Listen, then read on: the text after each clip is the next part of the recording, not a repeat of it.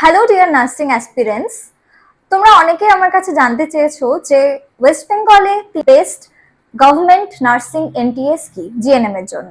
তো আজকের এই ভিডিওতে আমি তোমাদের সাথে top 10 government GNM nursing training schools in West Bengal এটাই শেয়ার করব।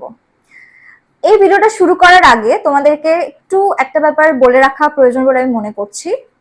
গভর্নমেন্ট সব এনটিএসসি কিন্তু ভালো। আজকে যে 10 বেস্ট যে গভর্নমেন্ট নার্সিং ট্রেনিং স্কুলস সম্পর্কে আমি তোমাদের সাথে আলোচনা করব, কিছু ক্রাইটেরিয়াকে মাথায় রেখে আমি এই ভিডিওটা তোমাদের সাথে শেয়ার করছি।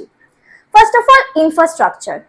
যত পুরনো কলেজ হবে তত তার লাইব্রেরি বলো বা তোমার ল্যাব বলো সবই কিন্তু ভালো হবে। আরেকটা হচ্ছে নার্সিং এর ক্ষেত্রে প্র্যাকটিক্যাল নলেজ থাকাটা ভীষণই ইম্পর্টেন্ট। তো হসপিটালে পেশেন্ট লোড যত বেশি থাকবে তত তোমার প্র্যাকটিক্যাল এক্সপোজার হবে, ততটা ভালোভাবে শিখতে পারবে। ঠিক আছে, যেহেতু এটা একটা প্র্যাকটিক্যাল বেসড জব, থিওরির সাথে সাথে প্র্যাকটিক্যালকেও সমানভাবে গুরুত্ব দেওয়া হয়। তো সেই কারণে তোমাদের যত বেশি পেশেন্টসদের সাথে তোমরা পেশেন্টস পাবে, যত বেশি টাইপসের পেশেন্টসদের সাথে তুমি ডিল করবে, তত তোমার এক্সপিরিয়েন্স বাড়বে। ঠিক আছে, আর অবশ্যই থিওরিটিক্যাল নলেজের জন্য তো প্রপার কলেজের ইনফ্রাস্ট্রাকচার থাকাটা ভীষণই গুরুত্বপূর্ণ। এনটিএস কিন্তু যত গভর্নমেন্ট সবই কম বেশি একই, এবং প্রত্যেকটা এনটিএস, যতগুলো গভর্নমেন্ট এনটিএস আছে ওয়েস্ট বেঙ্গলে, প্রত্যেকটাই ভালো।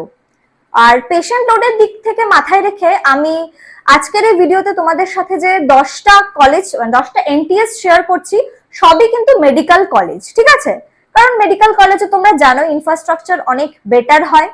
আরেকটা কথাও একটু বলে রাখি যে যখনই তুমি কোনো একটা এনটিএস সিলেক্ট করছো, ধরো আমার বাড়ি যেমন দক্ষিণ দিনাজপুরে, এবার আমাকে যদি এনটিএস সিলেক্ট করতে বলা হয়, আমি কিন্তু সবসময় ডিস্টেন্সটাকেই মাথায় রাখবো।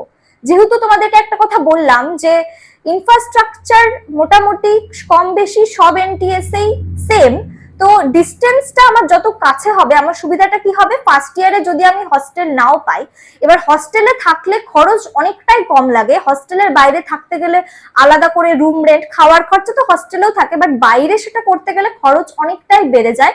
তো খরচটাকে অবশ্যই মাথায় রাখলে বাড়ির কাছের যে কলেজগুলো সেগুলো কিন্তু বেশি সুবিধাজনক। হ্যাঁ, মানে তুমি যদি ভেবে থাকো যে দূরে, মানে বাড়ি থেকে 10 ঘন্টা দূরে আমি কোথাও গিয়ে পড়ছি, সেটা আর বাড়ি থেকে 10 মিনিটের ডিস্টেন্সে গিয়ে করতে পারছি, সেক্ষেত্রে সবসময় আমি ডিস্টেন্স যেটা কম সেটাকেই তোমাদেরকে চুজ করতে বলবো।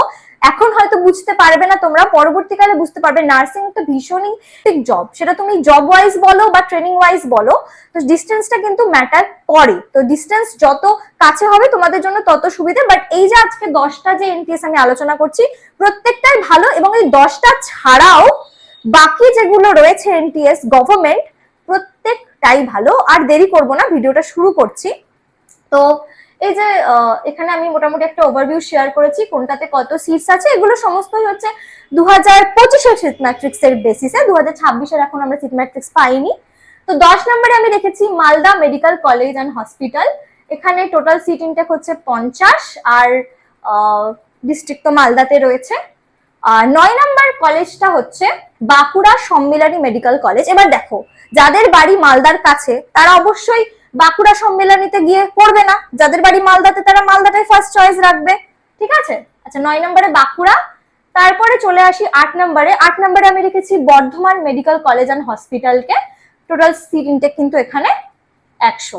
চলো, 7 নম্বরে আছে Murshidabad medical college and hospital, district মুর্শিদাবাদে রয়েছে, আর সিট ইনটেক হচ্ছে 60। তারপরে 6 নম্বরে রেখেছি Midnapore medical college and hospital, district Paschim Medinipur, seat intact হচ্ছে 60। 5 নম্বরে রয়েছে এনবিএমসি north Bengal medical college, seat intact 100। ঠিক আছে, 4 নম্বরে আছে আরজিকর মেডিকেল কলেজ কলকাতায়, সিট ইনটেক 65। এনআরএস, এটা হচ্ছে কলকাতা, সিট ইনটেক 70। 2 নম্বরে medical college and hospital Kolkata, Kolkata medical college আর কি। আর 1 নম্বরে রয়েছে এসএসকেএম হসপিটাল।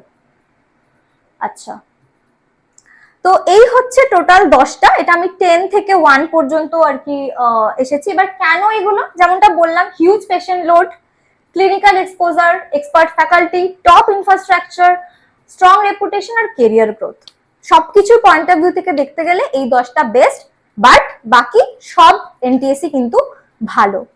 তো তোমরা কারা কারা জিএনএম করতে চাইছো অবশ্যই ভিডিওর নিচে কমেন্ট করে যাও। আর এবার যাদের র্যাঙ্ক অতটা ভালো আসেনি তাদেরকে বলবো সময় নষ্ট না করে নেক্সট ইয়ারের জন্য তোমরা প্রিপারেশন শুরু করে দাও। আর তোমাদের প্রিপারেশন জার্নিতে যদি তোমরা আমাদের সাথে অর্থাৎ প্রেপকমের সাথে যুক্তে চাও তাহলে স্ক্রিনে মেনশন করা নাম্বারে অবশ্যই কন্ট্যাক্ট করতে পারো। 10th অগস্ট থেকে আমাদের এএনএম জিএনএম 2027 ব্যাচ শুরু হচ্ছে।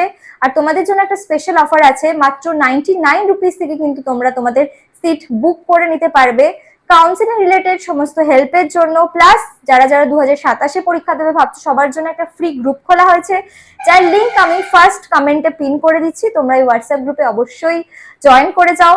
তোমাদের কোনো ফ্রেন্ডস যদি এনএম জিএনএম এর পরীক্ষাটা দেয় তাহলে অবশ্যই তাদের সাথে এই ভিডিওটা শেয়ার করে দাও। এনএম জিএনএম রিলেটেড, জেনপাস রিলেটেড সমস্ত আপডেটের জন্য আমাদের এই চ্যানেলটাকে সাবস্ক্রাইব করে রাখো। আমাদের আরেকটা চ্যানেল রয়েছে প্রেপকম, যেখানে আমি তোমাদের সাথে ফ্রি ক্লাসেস শেয়ার করব এএনএম জিএনএম প্লাস জেনপাস ইউজির। তো ওই চ্যানেলটাকে যদি সাবস্ক্রাইব করে না থাকো দেখো আমি ডিসক্রিপশন বক্সে লিংক দিয়ে দিয়েছি, অবশ্যই ওই চ্যানেলটাকেও সাবস্ক্রাইব করে দিও। Thanks for watching.